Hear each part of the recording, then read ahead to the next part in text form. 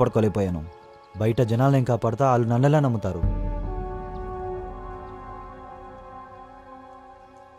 ఆ అర్హత వచ్చినప్పుడు నేనే అడుగుతా.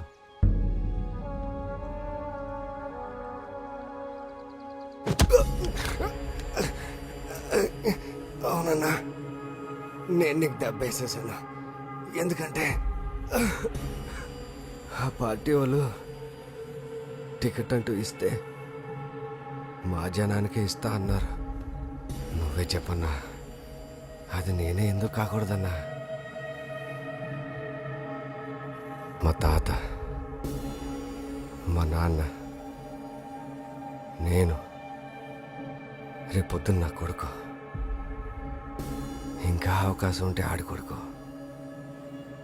అందరూ నీ కింద ఉంటామన్నా. ఎందుకంటే మాకు వేరే దారి లేదు కదా. కానీ అన్న